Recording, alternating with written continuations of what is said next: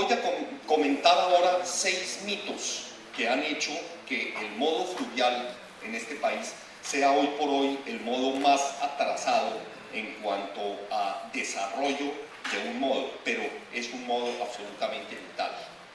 En varias conferencias anteriormente he presentado el mismo tipo de cosas. El primer mito es: no hay navegación porque no hay carga. Realmente hay muchas cargas potenciales, no se han desarrollado completamente. Hay varios estudios de demanda de carga hechos en los últimos 10 años en el país que muestran que fácilmente hay más de 4 millones de toneladas al año de potencial de carga para transportar por el río, y dentro de eso se ve, por ejemplo, exportaciones, carga que va río abajo, crudos de los llanos. Vale la pena mencionar, por ejemplo, que en el acuerdo de prosperidad que hizo el presidente Santos, muy recién instalado en el gobierno en octubre del 2010 en La Dorada, la gente de Pacific Rubiales, quienes están aquí auspiciando este foro, le ofrecieron al presidente que si él ponía rápidamente a funcionar el puerto de Puerto Salgar y el río Magdalena, ellos le ponían el 10% de su carga, solo el 10% de su carga de crudo proveniente del campo de Rubiales en los llanos para ser transportado por río.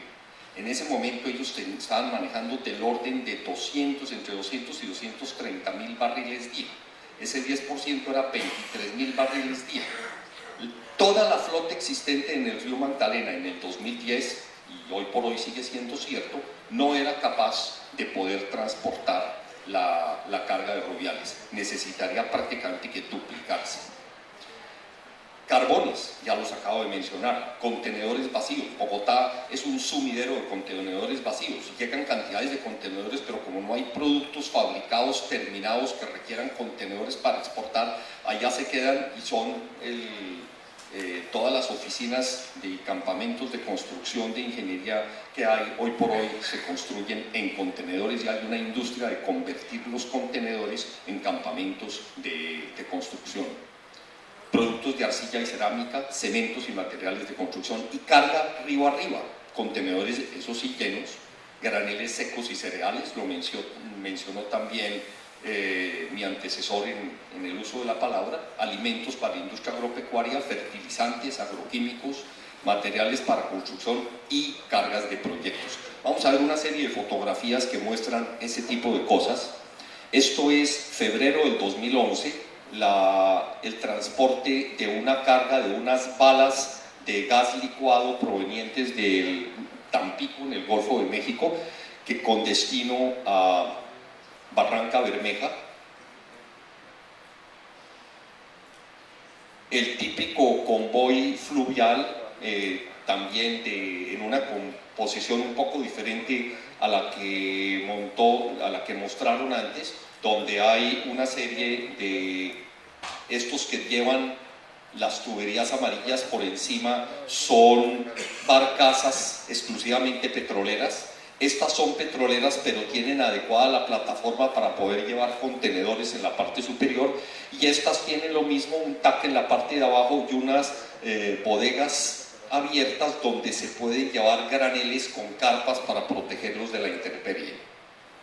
Carga de proyectos nuevamente, carbón, productos siderúrgicos. Esto es el muelle de Puerto Berrío. Y voy a mostrar un ejemplo de cómo funcionaba el multimodelismo en este país. El ferrocarril del Atlántico se construyó en 1961, se inauguró en el 61. En la década de los 50, así como está esta foto, operaba Puerto Salgar. Aquí vemos barcazas, vemos el tren, hay vagones de ferrocarril y bodegas. Este tren era el tren que iba de Puerto Salgar a Bogotá. La única función era la conexión multimodal de la carga, porque si ustedes ven en la fotografía y conocen Puerto Salgar, no está el puente, que es el que permite la conexión de carretera y ferrocarril de ese proyecto que se llamó el Ferrocarril del Atlántico.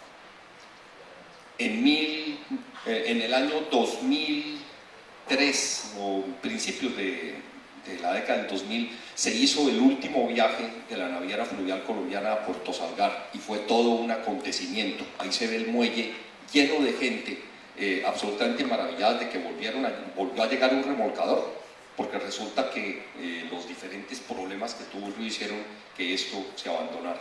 Ahora estamos en Puerto Berrío y los que conozcan Puerto Berrío van a darse cuenta que tampoco existe el puente. Y no existe el puente porque esto es antes del 61. Pero aquí igualmente se ve un muelle donde llegan toda clase de productos por río que vienen probablemente desde río abajo, desde Cartagena o Barranquilla, y vemos también una gran cantidad, no hay equipos importantes, los equipos son unas grúas pequeñas sobre rieles y hay una gran cantidad de personas, los coteros, que mueven la carga a punta de costal al hombro. Esa era la forma, pero se funcionaba y había multimodalismo. Utilizo prácticamente la misma gráfica, producto del Departamento de Comercio de los Estados Unidos. Es la gráfica del año 2005, en la cual se ve cómo era el transporte fluvial en los Estados Unidos, y la gráfica debe ser de un año diferente porque la de mi antecesor decía 827 millones de toneladas y esta dice 813. Pero aquí vemos la proporción tan importante de carbón, 26%, productos petroquímicos y relacionados con un 31%, productos crudos 18%, productos de tipo cereal 9%, otros 6% y algo de químicos con el 8%. Si, como este gobierno se lo propuso al principio, quiere aprovechar la locomotora mineroenergética, hay que empezar a revisar todas las proyecciones de carga y aprovechar los modos que tienen la mejor vocación de transporte de graneles minerales, que son el río y el tema férreo. El segundo mito es que el río es muy variable, no tiene profundidad adecuada para sostener la navegación. Por supuesto, es un medio natural y además muy dinámico. El segundo modo o medio más dinámico después del movimiento de las nubes en la naturaleza son los cambios en los ríos. Y también el señor Walkers mencionó que ellos tienen una gran actividad en el tema de los dragados y el mantenimiento de una infraestructura que se está empezando a volver muy vieja en el término de las esclusas. Ellos se lamentan de tener unas esclusas de hace 56 años que no han tenido mantenimiento. Nosotros apenas estamos estudiando la primera esclusa a la entrada del canal del dique, y eso gracias a que hubo unas gigantescas inundaciones en el año 2010 que afectaron la zona del canal del dique. Entonces ahora sí hubo un interés verdadero para montar nuestra primera esclusa en el canal del dique. Los americanos en eso pues nos llevan una gran ventaja. La realidad es que los ríos no se manejan solos, se manejan con una combinación de obras de encauzamiento y dragados para poder mejorar profundidades disponibles. Y las mejoras hay que hacerlas progresivamente. ¿Qué hizo el gobierno de los Estados Unidos en el Mississippi? Entre 1875 y 1880 empezaron a manejar un canal con 4,5 pies en aguas bajas. Esa es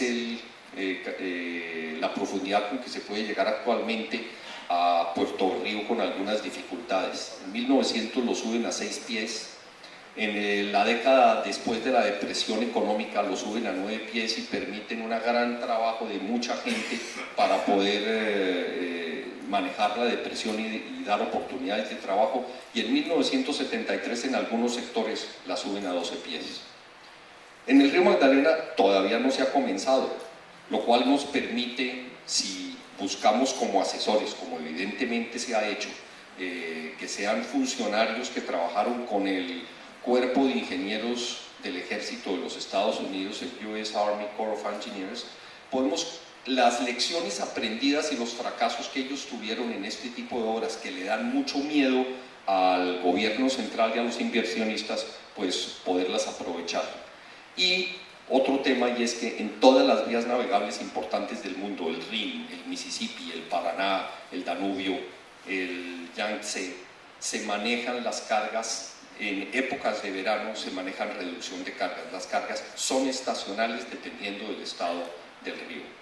Esta gráfica muestra, por ejemplo, cómo en los distritos del Cuerpo de Ingenieros de Memphis y Vicksburg, entre los años 60 y 90, cómo se redujeron la cantidad de días de dragado en la medida en que fue construidos longitud de diques. Los diques se leen en esta gráfica de aquí, pasan de más o menos 0 miles de pies lineales de diques de encauzamiento, y en la medida que se van construyendo esos diques, el número de días dragados va disminuyendo ostensiblemente. Ese es el esquema que se debe lograr para mejorar el tema del río Magdalena. Lo otro es que, dice el mito, no existen proyectos de ingeniería para adecuar el río Magdalena. Este mito era cierto hasta hace unos 2 años. Este gobierno realmente ha hecho, o recientemente se han hecho unos esfuerzos grandes por parte de la contribución conjunta entre Cor Magdalena y la Federación de Navieros, que resolvieron en algún momento, aprovechando las circunstancias de ser Cor Magdalena una entidad comercial e industrial del Estado, de poder salir a contratar, obviando un poco todos los temas de la contratación pública, empezar a hacer los diseños de las obras de encauzamiento del río por sectores. Entonces aquí aparecen los años en que se efectuaron entre Puerto Berrío y Barranca, un tramo inicial de 20 kilómetros en el 2007, posteriormente se hizo un plan maestro de la Coquera, que es cerca de Puerto Wilches hasta Regidor, 170 kilómetros. Después se hicieron el complemento de los tramos 2 a 5 del sector Berrío Barranca en el año 2009, los diseños de Puerto Salgar Berrío repetidos y actualizados, porque habían sido desactualizados por las grandes crecientes del 2010 y del 2011, en 156 kilómetros en octubre del 2011, se actualizan se hacen en el 2011 los de Salgar Berrío, también con la contribución de la Gobernación de Cundinamarca. Se actualizan los diseños que se habían desactualizado por crecientes de los años 2010 y 2011 en el año 2012, y finalmente en julio de este año se entregan a Cor Magdalena los diseños de los últimos 205 kilómetros, ahí hay un error en la presentación, hasta entre Barranca Bermeja y Regidor. Es decir, que desde Puerto Salgar hasta Regidor hay 456 kilómetros con diseños fase 3 que permiten que Cor Magdalena haya salido a proponer la rehabilitación del río mediante el sistema de asociación público-privada.